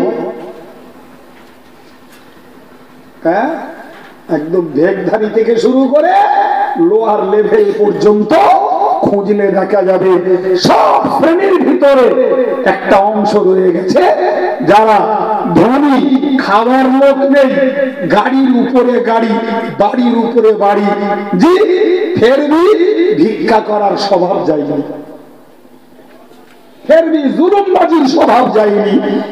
ভাই, ফেরবি হারাম অবৈধ মুসলিম জাতি পরিত্যাগ করিনি। থোড়াই নবী দিবস মানে গল্প আর কাহিনী শুনে বাড়ি যাব। নবীর আদর্শটা কে কাজে লাগাবে? শ্রীপদ বাবু না হরিপদ কাহার? কে কাজে লাগাবে? এই আদর্শ যদি কাজে লাগাতে হয়, আমাদের লাগাতে হবে। আমরা নবী ভক্ত সেজেছি। জি, রসুল্লাহকে আল্লাহ বললেন ওহদ পাহাড় সোনা বানিয়ে দেব। রসুল বললেন, আল্লাহ আমি চাই না, আমি চাই মিসকিন হালাতে বাঁচতে, মিসকিন হালাতে মরতে, মিসকিনদের সঙ্গে হাসর হতে। একবার জোরে বলা যাবে জি? নবী গরিব বলেন না? নবী গরিব। যে নবীর জন্য একটা টোটাল ওহদ পাহাড়, মদিনার সর্বসেরা পাহাড়, সেই পাহাড়টা সোনা বানিয়ে দিতে চাইলেন আল্লাহ, নবী নিতে চাইলেন না। তার গরিব বলাটা ভুল হবে না? তিনি একচল গরিব নন, বরং তিনি গরিব সেজেছেন, গরিব সেজেছেন, গরিব হয়ে বাঁচতে চেয়েছেন। জি, এক সাজ খাওয়া হোক আর এক সাজ না হোক, তবে আল্লাহর নামটা বেশি মুখে আসবে, মনে আসবে। বাবু, সব সাজ যদি পেট ভরে খাওয়া পাওয়া যায় আর রিচ ফুড যদি পাওয়া যায়, আল্লাহর নাম নেওয়া খুব কঠিন। মোজায়েক করা বিশাল বাড়িতে বাস করলে আল্লাহর নাম নেওয়া খুব কঠিন। যদি ভাই বাড়িটা যদি একটু ঝোড়ো হাওয়ায় দুলতো, যদি মাঝে মাঝে 2-4 ফোঁটা পানি পড়তো বর্ষার সময়, জি ভাই ভূমিকম্প হলে যদি হুড়মুড় করে ভেঙে পড়ার এক চান্সে ভয় লাগতো, তখন বিপদকালীন আপাতকালীন মুহূর্তে একটু বেশি অন্তত আল্লাহর ডাকটা মুখে আসতো। কোম্পানি বলছে টিএমটি রড দিচ্ছি, ভূমিকম্প প্রতিরোধক, এ রডে বাড়ি করো, বাড়ি শুদ্ধ দলবে তবে পড়বে না। কি কপাল পুড়েছে এর গা। এই এরদোয়ানই দেখেন না, আমি একলা বলছি নাকি? বলে না ভাই, সারা দেশে এরদোয়া রয়েছে জি, কিন্তু এসেন্স তাদের নেই যে আল্লাহ যখন কারো ধ্বংস করবে বাড়ি দুলতি দেবে না, মাটি ফাঁক করে দেবে, বাড়ি তলায় চলে যাবে। তাই তো দেশে জি। আল্লাহর বান্দা বান্দি, আমি আপনাকে বলবো নিশ্চিত করে করে রাখুন, নবী চাইতেন এক সাজ খাওয়া হোক আর এক সাজ ক্ষুধার্ত থাকি, তবে আল্লাহর জিকির, আল্লাহর ফিকির এবং আল্লাহ পাকের মুখাপেক্ষী বেশি করে হওয়া যাবে। আল্লাহ পাকের লাখ শুকরিয়া, আমরা হালাল পথে, ন্যায্য পথে, ন্যায় নীতির উপরে যদি দাঁড়িয়ে জীবনযাত্রা চালাই, তারপরেও ভাববো নবী পরিবারের তুলনায় হাজারো গুণে আল্লাহ আমাদের ভালো রেখেছেন। কি রাখেননি বাবা? এরপরে অন্য পথ নেওয়ার আর কিছু প্রয়োজন হতে পারে? বলেন। আল্লাহ ভাইরা, প্যারা নবী সাল্লাল্লাহু আলাইহি ওয়াসাল্লামকে মহান আল্লাহ এবার 3টি শিক্ষা দিলেন, আগে 3টে স্মরণিকা দিলেন। ওগো নবী, তুমি এগুলোকে স্মরণ করো, আমি আল্লাহ তোমাকে স্মরণিকা দিলাম, স্মরণ করো। এতিম ছিলে তুমি, আমি তোমার ঠিকানা দিয়েছি। তুমি পথহারা ছিলে, আমি তোমাকে সঠিক পথ দিয়েছি। তুমি দরিদ্র ছিলে, আমি তোমাকে ধনী বানিয়ে দিয়েছি। সুতরাং ওগো আমার নবী, আমার কাছ থেকে তুমি শিক্ষা নাও, আমার কাছ থেকে তুমি শিক্ষা নাও। খবরদার, তুমি যখন এতিমের দরদ বুঝেছো, বাপারার দরদ বুঝেছো, মা হারার দরদ যখন তুমি বুঝেছো, কখনো এতিমকে তুমি হাঁকিয়ে দিও না, কখনো এতিমকে তুমি তাড়িয়ে দিও না, বিতাড়িত করো না। ওগো নবী, এই শিক্ষা তুমি যেমন গ্রহণ করো, তোমার উম্মতদেরকে এই শিক্ষা প্রদান করো। এ উম্মতে মুসলিমা, কখনো তুমি জানো এতিমকে হাঁকিয়ে তাড়িয়ে দিও না। যেহেতু তোমার নবী এতিম ছিলেন, এতিমের দরদ তিনি বুঝেছেন, তাই আল্লাহ পাক এতিমকে তাড়াতে নিষেধ করেছেন। ওগো উম্মতে মুসলিমা, তোমার জন্য এই শিক্ষা রইল, এতিমকে তুমি হাঁকিও না, তাড়িও না। বরং একটা এতিম যদি পাও, তার মাথায় হাত বুলাও, তোমার হাতের নিচে যত লোম পড়বে আল্লাহ তত নেকি তোমায় দান করবেন। এতিম পেয়ে তার মাল আত্মসাৎ করো না, তাকে ভুল বুঝিয়ে তাকে ঠকিও না। এতিমের মালগুলো রক্ষণাবেক্ষণ করো। মনে রাখো, যে লোকটা এতিমের মাল খেয়েছে, এতিমের অগোচরে এতিমকে আত্মসাৎ করেছে, যে বা যারা, আমি আল্লাহ বলছি যে তারা এতিমের মালের খাবার খায়নি, তারা জাহান্নামের আগুন খেয়েছে। কথা বোঝা যায়নি বাবু? জি, আমার কথা নয় রে বাবা, কোরআন বলেছে ইয়াকুলুনা ফি বুতুনিহিম নার, তারা তাদের পেটে খেয়েছে জাহান্নামের আগুন। বাবা, এতিমের সেবা যত্ন, এতিমের প্রতি সহানুভূতি, এতিমের পরিষেবা আমাদের নেয়ার দরকার আছে না নেই? এই শিক্ষা আল্লাহ তার রাসূলকে দিয়েছেন, আমরা কোরআনের মাধ্যমে শিক্ষা পাচ্ছি। আমার আল্লাহ পাক আবার জানিয়ে দিয়েছেন, ওগো আমার নবী, ফাম্মাল ইয়াতীমা ফালা তাকহার ওয়া আম্মাস সাইলা ফালা তানহার। ও আমার নবী, আমি আল্লাহ পাক তোমাকে জানিয়ে দিলাম, তুমি পথহারা ছিলে, তুমি পথের সন্ধান কামনা করছিলে বারে বারে বারে বারে, আমি আল্লাহ পাক তোমাকে পথের সন্ধান দিয়েছি। আজ তোমায় নবী গো শিক্ষা দিচ্ছি, আম্মাস সাইলা ফালা তানহার, কখনো তুমি ভিখারিকে ঝিড়কাইও না, ভিখারিকে বকো না, ধমক দিও না। ভিখারি যে হয়েছে তাকে কখনো তুমি যেন ধমকিয়ে বিদায় করে দিও না। তুমি ভিখারি হয়েছ, আমি তোমায় দিয়েছি, তোমার কাছে ভিখারি হলে তুমি বঞ্চিত করো। সারা দুনিয়ার উম্মতকে শিক্ষা দিলেন, তোমার কাছে যদি কেউ হাত পেতে ভিক্ষা করে তুমি যেন তাকে কখনো বঞ্চিত করো না। বঞ্চিত করলে পরে একদিকে কোরআনের খেলাফ করা হবে, অপরদিকে নবী আদর্শের খেলাফ করা হবে। সুতরাং নবীর জীবন বৃত্তান্ত, নবী দিবস উদযাপনের মজলিসে বসে গাইতে আর বলতে আর শুনতে যে শিক্ষাটাকে গ্রহণ করতে হবে। জীবনে কখনো কোশ্চিন কারো ভিখারিকে বিতাড়িত করো না ভাই। তবে সত্য প্রমাণের জন্য বলি, রাসূল বলেছেন যারা সুস্থ থাকতে, সবল থাকতে, সমর্থ থাকতে ভিক্ষা করবে, মানুষের কাছে চেয়ে বেড়াবে, আল্লাহ পাক এদের নখগুলোকে কিয়ামতের দিনে বড় বড় করে দেবেন। তারা তাদের নখ দিয়ে নিজেদের মুখের গোশতগুলো নিজেরাই ছিঁড়বে, যন্ত্রণায় কাতরাবে, তবু মুখের গোশতগুলো তারা আঁচড়ে আঁচড়ে তুলবে। কারা? সুস্থ সবল, যে সমর্থমান, এরপরেও মানুষের কাছে চায়, এরপরেও মানুষের কাছে ভিক্ষা করে তারা। ভাই, কে সুস্থ কে অসুস্থ আমরা জানতে পারি না। জি, আমাদের সামনে ভিখারি এলে যতটুকু পারি দিই। জি ভাই, আমি যখন জানতে না পেরে দিয়েছি আমি আল্লাহর কাছে সওয়াব পেয়ে যাব, কিন্তু এই কপাল পোড়া ভিখারি মরবে যার ভিতরে রয়েছে সবলতা, সচ্ছলতা, অথচ বাইরে দারিদ্রতা দেখিয়ে লোকের কাছে ভিক্ষা করে চেয়ে চিনতে বেড়ায়। এর চেহারায় গোশত থাকবে না কিয়ামতের দিন। বরং দুঃখজনক ভাবে বলতে হয়, আমি আপনাদের এদিককার খবর রাখি না, তবে অনেক জায়গার খবর রাখি বাবু। বেশ কিছু মানুষ রয়েছে যারা মসজিদের নামে চাঁদা তোলে, মাদ্রাসার নামে চাঁদা তোলে। জি, মসজিদ মাদ্রাসারা কত পায় সেটা দাতাদের মনে মনে ডাউট হয়। জি, সব থেকে বড় ডাউট লাগে এটাই, একজন মাদ্রাসার কালেক্টর হিসাবে কালেকশনে বেরিয়েছে, জি সঙ্গে লোক আছে, গাড়ি আছে, ড্রাইভার আছে, নিজের মজুরি আছে। ভাই, গাড়ির তেল দিয়ে, ড্রাইভারের গোডাউনি দিয়ে, নিজের ডানে মাদ্রাসায় কত যায় ভাবা খুব দায়। ভুল বলছি কি? হ্যাঁ, অবাক কাণ্ড।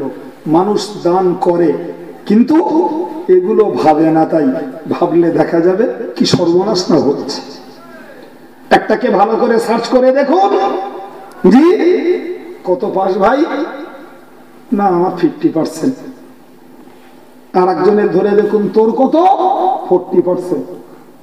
দাতা দিলেন মাদ্রাসার জন্য, জি মাঝখানে দনপালি ধামাকুলো, এদের খাওয়াতি খাওয়াতি গোলায় আর কিছু উঠলে না। ভাই বিশ্বাস করো না, আমি যখন জামিয়া করি কত লোক বলেছিল হুজুর আমার একটু কালেক্টর রাখবেন। একজন তো আমার কাছে এসে বলছে হুজুর আমার জামিয়া একটু চাকরি দেবেন। প্রথম দিকে হ্যাঁ, তুই কি চাকরি করবি?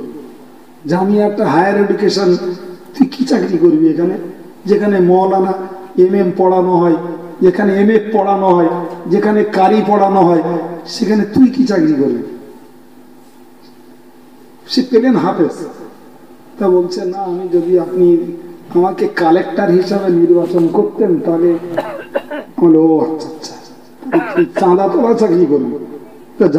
তো তোর চাকরি দেবো, তো 3000 টাকা করে মাইনে দেবো, আর এই লোকটা আমি বলে দেবো তুই অমুক জায়গায় যাবি, অমুক জায়গায় যাবি, অমুক জায়গায় যাবি। চাঁদা তারা দেখ না দেখ তোর কোনো প্রশ্ন না, মাস 1 তারিখ পড়বে 3000 টাকা আমার কাছ থেকে নিবি। জি, চাঁদা দেবে না দেবে আমি বুঝবো, আর তুই কোথাও না গিয়ে আর এক জায়গায় গিয়ে আড্ডা দিবি, এ জমানায় বলো সেটা বুঝবি 1 মিনিট সময় লাগবে না, বলো লাগবে? জি বললে হুজুর কালকে বলবান। পরের দিন এসে কি বলছে জানেন? বলছে তাহলে হুজুর এক কাজ করেন, আপনি মাসে 3000 করে নেন, আমার একটা বিল দেন। কথাটা বোঝা গেছে? কি বুঝেছেন? আমি 14 জন স্টাফের মাইনে দেই, আর ও আমার মাসে ওজন 3000 দেবে, দিয়ে আমার কাছ থেকে বিলটা ওই করে নিয়ে যাবে। তাহলে হ্যাঁ, ছেঁটার বাড়ি মারার লোক পাওয়া যায় না? হ্যাঁ, তোর এত বড় সাহস হলো যে তুই আমার কাছ থেকে বিল নিয়ে কালেকশন করে খাবি আর মাদ্রাসায় 3000 কোটি টাকা দিবি? জি ভাই, ওই যে বিদায় নেলে আজও পর্যন্ত সে আমার নামে গাল ছাড়া কথা বলে না, জামিয়ার ধারেও ঘেঁষে না, আর গাল সমালোচনা বদনাম হদ্দম পড়িয়ে দেয়, দিন যাচ্ছে। জি ভাই, চিন্তা করুন কি চলছে। বিশ্বাস করুন, আল্লাহ লাখো শুকরিয়া আদায় করে বলতে পারি, গর্বের সঙ্গে বলতে পারি, জি জামিয়া এবছর কম বেশি 50 লক্ষ টাকা খরচ। এই 50 লক্ষ টাকা জি সংগঠনের ভক্ত মহব্বতের মানুষজনের রক্ত ঘামানো, ঘাম ঝরানো, সময় ব্যয় করা, মানুষের কাছে ভিক্ষা করে কালেকশন করে জমা দেওয়া। যারা এক কাপ চা খাওয়ার জন্য জামিয়ায় যায় না, হাজার হাজার টাকা তুলে দিয়ে আসে, 10 টাকা কমিশন তো দূরের কথা, এক কাপ চা খাওয়ারও অপেক্ষা করে না। একটু বলা যাবে সুবহানাল্লাহ? জি ভাই, এই একটা লোক আপনাদের দেওয়া পয়সাগুলো কুড়িয়ে নিয়ে যায়।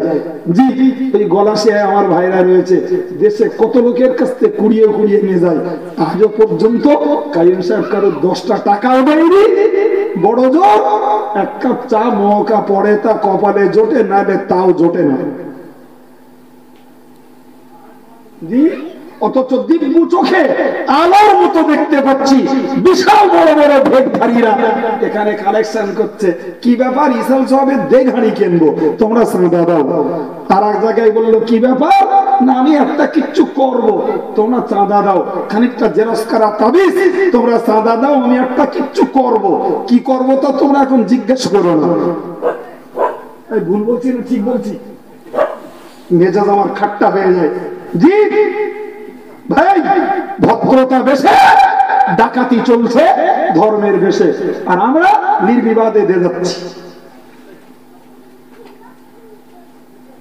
জি ভাই, পয়সা থাকলেই হবে না, খরচ কোথায় করছি কৈফিয়তটা আল্লাহ নেবে। বলো নেবে না? নেবে না? আমার মনে রেখে দিন, মহান আল্লাহ পাক কোরআন শরীফে জানিয়ে দিয়েছেন, ওয়া আম্মাস সাইলা ফালা তানহার, ভিখারিকে তুমি তাড়িও না, কিন্তু তুমি মনে রেখে দিও, ভিখারি যদি সুস্থ হও, তুমি যদি সবল হও, তুমি যদি সচ্ছল হও, তাহলে নিশ্চিত করে মনে রেখো, তুমি আজকে ভিক্ষা করবে, কাল কিয়ামতের ময়দানে তোমার চেহারাতে গোশত থাকবে না। সে গোশত তোমার নিজের হাতের নখ দিয়ে তুমি খুঁচড়িয়ে চাঁচড়িয়ে তুলবে। এই যন্ত্রণা যদি ভোগ করতে ইচ্ছা হয়, তাহলে সুস্থ সবল সচ্ছল হালাতে ভিক্ষাবৃত্তি করে বেড়াও। আর না হলে দাতা যে এসে তার সাধ্য অনুযায়ী চেষ্টা করবে, সঠিক পত্রে পয়সাটা দিতে পারছি কিনা দেখবে। এরপরে যদি অজ্ঞাতে অজান্তে এর মেয়ের বিয়ে, ওর ক্যান্সার হয়েছে, ওর অমুক তমুক, এই করে করে দাতাগুলো এক পর্যায়ের নাজেহাল। ভুল বলছি না ঠিক? ভাই আমি একদিন গেছি একটা ভাটায় ইটের জমি, তিনি একজন হাজি সাহেব বললেন, হুজুর বসেন, ইট পরে যাবে কোন, আপনি একটু চা নাস্তা করে বলেন। চা নাস্তা করবো না, আমি ব্যস্ত আছি। তো বসে দু এক কথা হচ্ছে ইভিনিং টাইমে, দুটো বুড়ো মতন লোক, তাকে দেখলে সত্যি দয়া করতে ইচ্ছা করবে। আর একটা মেয়ে এসে, তিনজন এসে কি কারণা সেই ভাটার অফিসে। জি কি ব্যাপার? বলছে একটা মেয়ের ক্যান্সার হয়েছে, ছবি ফটো লেখা নিয়ে হেন সেন গাদাখানিক পেপার জমা দিলে, হাজি সাহেব বললে পড়ারও সময় নেই। হাজি সাহেব বললো 400 টাকা তার কাছে দিলে, তা 400 টাকা নেবে না? তো হাজি সাহেব বললো এক্ষুনি আমার কাছে আর টাকা নেই, তুমি 400 টাকা নাও, সন্ধ্যার দিকে এসো, আমি একটা টাকা আবার দেবো বলে ওদের ছেড়ে দিয়েছে। আমি বেরিয়েছি, হাজি সাহেব বললো, হাজি সাহেব আমার সঙ্গে যাচ্ছে, গাড়ি পর্যন্ত যাবে। তাই এই মোটামুটি বেশি বেশি 20-25 মিনিটের ফারাক হয়েছে। ওরা চলে গেছে আর আমরা অফিস থেকে বেরিয়েছি, বেরিয়ে দেখি এক দোকানের গলিতে বসে তিনটে যা গেঁজা টেনতেছে ভাই, সেই তিনটে গেঁজা টেনতেছে দোকানে বসে। হাজি সাহেব গে হাজি সাহেব সেवन রক্সটা লোক গে একটা তেড়িয়ে ধরে ফেলেছে, ধরে নিয়ে ফেলে এইবারে দেখা যাচ্ছে টোটালটাই কুয়া, কিচ্ছু না একদম। জি খানিকক্ষণের মধ্যে হাজি সাহেবের একজন মানে ব্যবসা সূত্রে পরিচিত একজন এসে বলছে কি বার হাজি সাহেব এখানে, বলতে এই ব্যাপার, বলতে ওই দুটোরে আমি এখান থেকে 1 মাস আগে ওই ক্যান্সার না কি বলছিল, আমি ভাঁড়ার থেকে তুলে দিয়েছি, আজকে আবার এখানে বলতে এর কীর্তি ওই করেই খায়। অথচ এ সব বলো মুসলমানের পয়সা। আপনি বিশ্বাস করুন, আমরা যখন এই 2000 কত সালে যে বন্যাটা হলো বসন্তী আর সন্দেশখালীতে একটা বন্যা হয়েছিল না, কি বলে ওরে আইন, তো সুন্নতুল জামাত সংগঠন থেকে বিভিন্ন অঞ্চল থেকে প্রচুর পরিমাণে মাল কুড়িয়ে, যেখানে বিএসএফ এর জওয়ানরা যেতে সাহস করেনি, সুন্নতুল জামাত সংগঠনের ছেলেরা সেরকম মার মুখী ডুবন্ত জায়গায় যে ত্রাণ বিতরণ করে এসছে। আপনি চিন্তা করতে পারবেন না, 15% মুসলমান, 85% আদিবাসী চৌধুরী, অত্যন্ত নিচু শ্রেণীর অমুসলিম। জি, তো তারা বলছে যে এই দাড়িওয়ালা টুপিওয়ালারা এরা আমাদের যত এই বিপদে দান করছে, আমাদের স্বজাতিরা তার 4 আনাও দেয় না। কথাটা একদম বাজে কথা না, বলো ভাই, যে কথা মনে করছেন একদম বাজে কথা না। যদি লাগাতার দান করে থাকে মুসলমানরাই করে, এর দারিদ্রতা, ওর অসুস্থতা, ওর কন্যাদায়, এ মসজিদ, ও মাদ্রাসা, জি ভাই বহুমুখী এভাবে লাগাতার দান যদি করে মুসলমানরাই করে থাকে, বিশ্বাস করুন অন্যদের দান সংকুচিত, কারণ তারা তাদের ধর্মীয় পার্বণটাও করে সুদের টাকা তুলে। সুদের টাকা তুলে যারা ধর্মীয় পার্বণ করে, তার রোজগারের টাকা এরা ভাবে দান করবে, তাদের দিল চাইবে না। এ দিলের উদারতা আল্লাহ দিয়েছেন ইমানের খাতিরে, ইমানদারদের অন্তরে। জোরে বলুন সুবহানাল্লাহ। তাই আল্লাহ নবীকে বলেছেন, নবী তুমি কখনো মুখাপেক্ষী দরিদ্র ভিখারিকে তাড়িয়ে দিও না নবী, বরং আমি আল্লাহ বলছি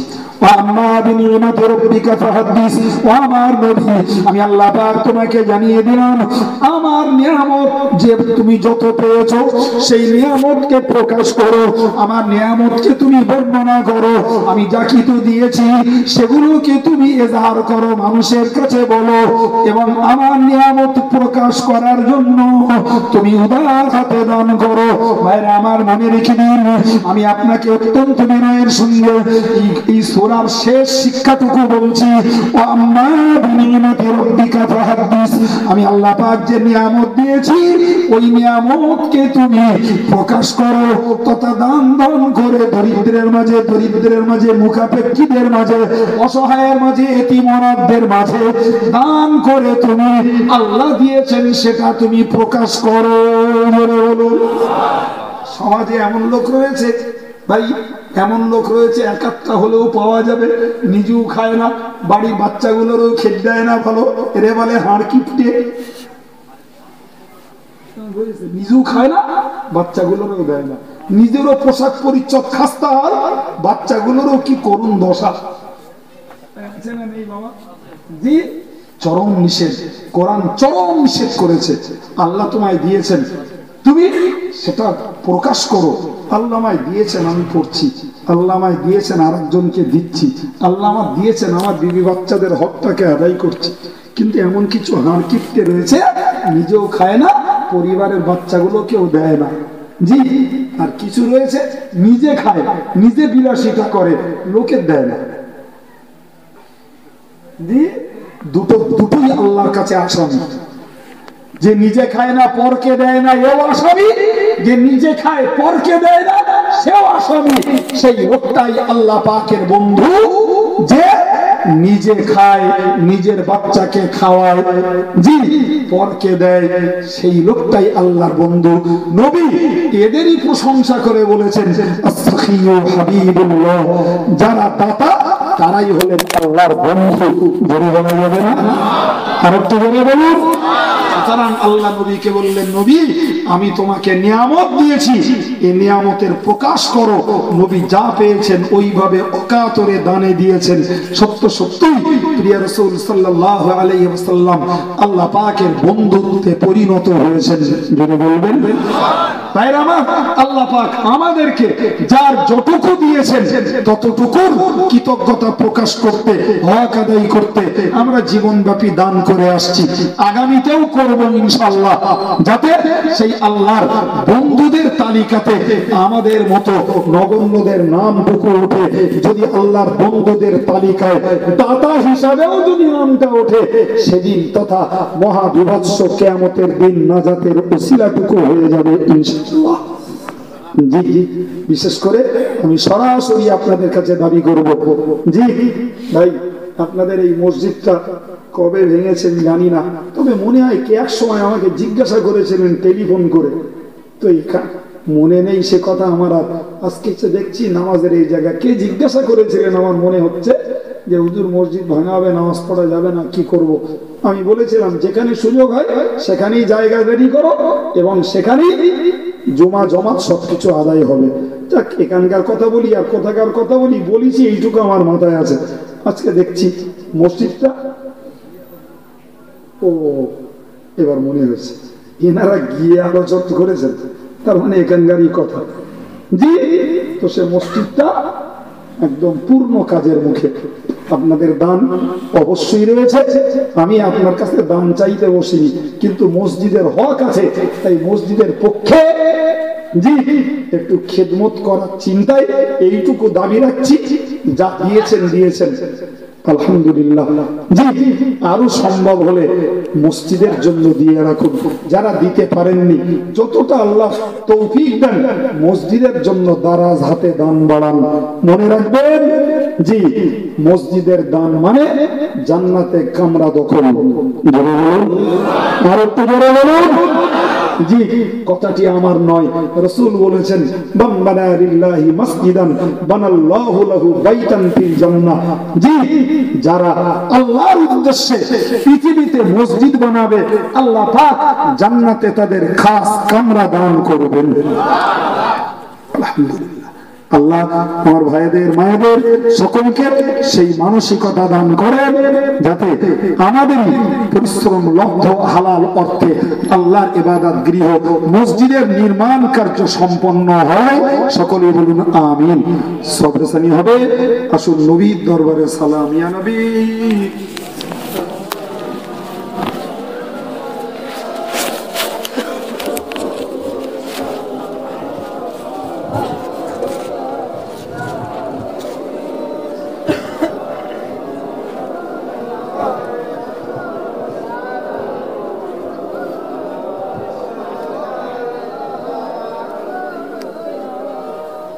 या नबी नामो प्यारा अर्शे पर हक ने पुकारा, सच पैगंबर है हमारा, सलावतुल्लाहि अलैका या नबी।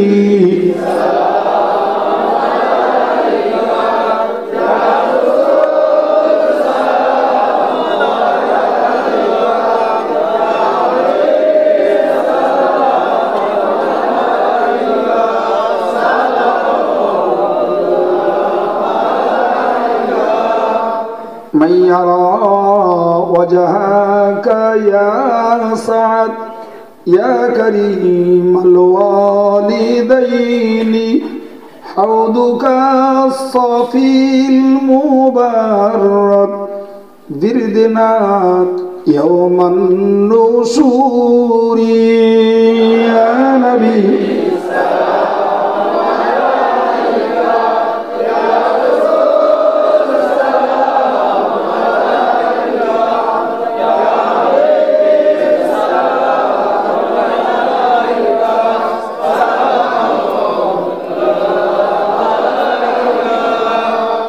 आए जो ईमान तुम पर क्यों ना दे ओ जाने तुम पर मेहरबान खुदाया तुम पर खल्क सब कुर्बान तुम पर या नबी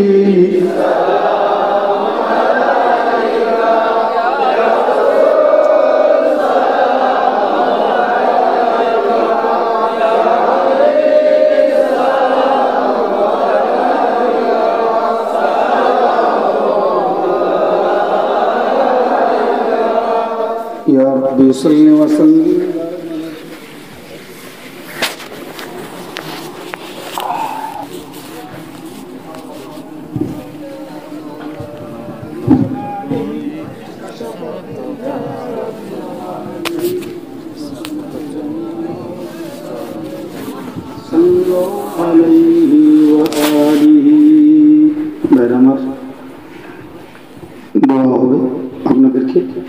দুটো দাওয়াত দিচ্ছি অনেক মানুষকে একসঙ্গে পেয়েছি আগামী 25শে পৌষ আমাদের সংগঠনের পরিচালিত পীর জুলফিকারিয়া সিদ্দিকিয়া খারিজি মাদ্রাসা হাড়োয়ার বাৎসরিক ইসালে সওয়াব 25শে পৌষ আপনাদের অনেকের সঙ্গে সম্পর্ক রয়েছে আরো ভাইরা আছেন সুযোগ সময় আল্লাহ দিলে একটু যান আমাদের উচ্চশিক্ষা প্রতিষ্ঠান জামিয়া রহমানিয়া ইসালে সওয়াব পয়লা দোসরা ফাল্গুন খুবই জানা আছে যাবেন ইসালে সওয়াবের পূর্বে কিছু বিলপত্র দিয়ে থাকি আপনারা তাতে কিছু সহযোগিতা করে থাকেন এবারও করবেন ইনশাআল্লাহ এ দাবি আপনাদের কাছে রাখলাম যে সব রেসানি হবে সকলেই একটু দরুদ শরীফ পড়ুন আল্লাহুম্মা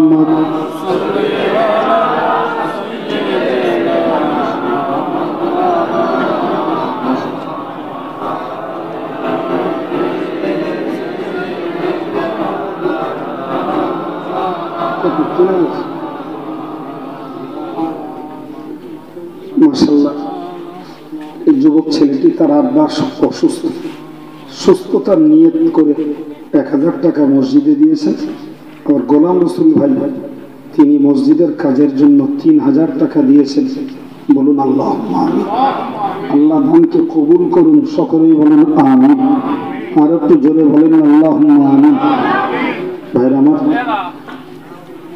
তো আমি সবাইকে বলেছি সুযোগ মতন দিতে হবে দিয়েছেন আগামীতেও আরো দেওয়া লাগবে মিন্টু মোল্লা 500 টাকা দিয়েছেন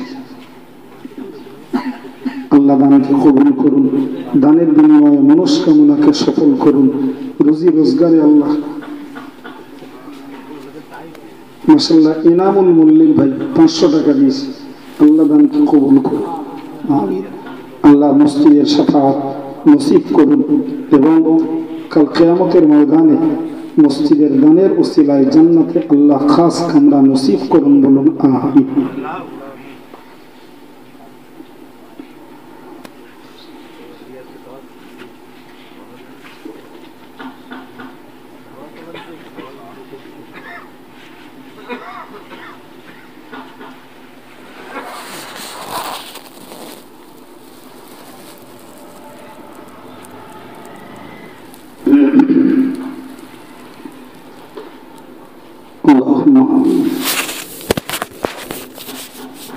الحمد لله رب العالمين والصلاة والسلام على رسوله الكريم ربنا ظلمنا أنفسنا وإن لم تغفر لنا وترحمنا لنكونن من الخاسرين মেহেরবান আল্লাহ আমরা তোমার গুনাহগার বান্দা বান্দি আল্লাহ আমাদের সকলের জীবনের গুনাহগুলিকে মাফ করে দাও আল্লাহ আমাদের জিন্দেগীর ইবাদত আমলগুলোকে কবুল করো আল্লাহ খাস করে তোমার নবীর শানে আয়োজিত এই ওয়াজ ও দোয়ার মজলিসটাকে কবুল করো শুরু থেকে পর্যন্ত আমরা যা কিছু আলোচনা করেছি আমাদের বেয়াদবি ক্ষমা করে দিয়ে আল্লাহ নবীর শানের আলোচনাকে তুমি কবুল করে নাও আল্লাহ ওয়াজনসিয়াত দোয়া দরুদ তাসবিহ তাহলিল নবীর দরবারে সালাম শরীফ আল্লাহ তাবাররুক বিতরণ সমূহকে কবুল করে পূর্ণ জাযা তুমি নসিব করো।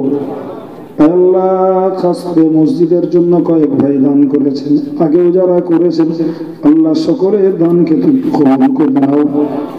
আল্লাহ এসবের বিনিময়ে খুশি হয়ে জেনে কি তুমি নসিব করো সর্বাগ্রে মোদের প্রাণ প্রিয় রাসূলের পাক রূহের সওয়াব বখশিশ করে দাও।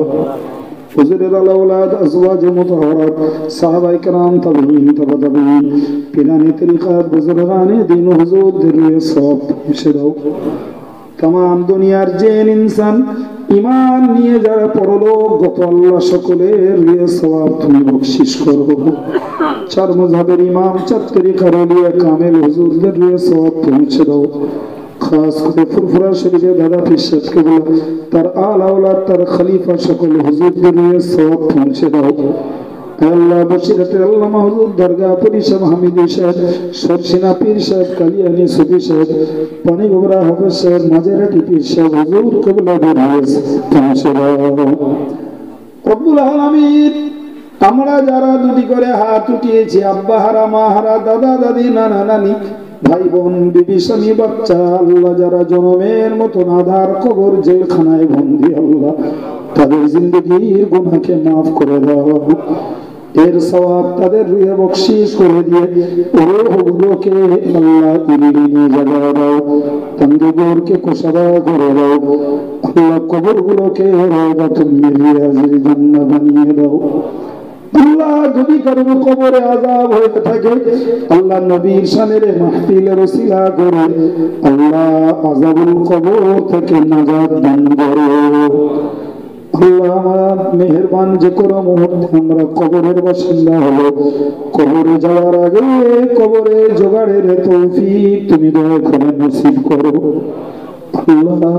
যতদিন বাঁচিয়ে রাখো খাঁটি সুন্নাতুল জামাতের আকীদার উপরে কায়েম থেকে তোমার হাবিবের সন্তোষজনক আমল করতে আমাদের তৌফিক দাও আল্লাহ। যতদিন বাঁচিয়ে রাখো হালাল রুজি রোজগার কায়েম রেখে দাও আল্লাহ। কঠিন রোগ সব থেকে শিফা দান করো আল্লাহ। রোগের জন্য আমাদের কাউকে তুমি বেইজ্জতি করো না আল্লাহ। রব্বুল আলামিন নবীর শানের মাহফিলের ওসিলা করে নেক মনোবাঞ্ছাকে তুমি পূর্ণ করে দাও। আসমানি জমিনি দানবী মানবী সমস্ত বালা থেকে তুমি হেফাজত করো আল্লাহ।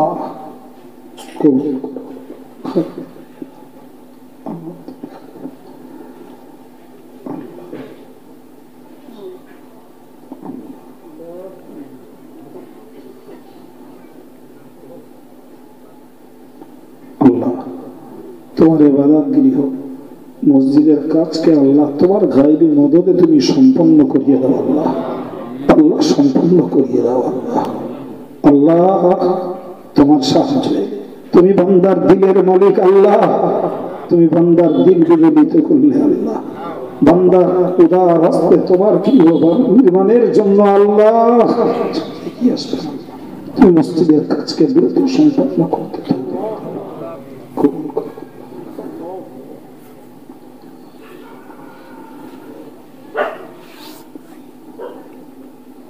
اللهم إنا نجعلك في نهورهم ونعوذ بك من شرورهم ربنا مغلوب فانتصر حسبنا الله ونعم الوكيل نعم المولى ونعم النصير لا إله إلا أنت سبحانك إني كنت من الظالمين سبحان ربك رب العزة عما يصفون وسلام على المرسلين والحمد لله رب العالمين ربنا تقبل دعاءنا ببركة هذه الكلمة الطيبة لا إله إلا الله محمد رسول الله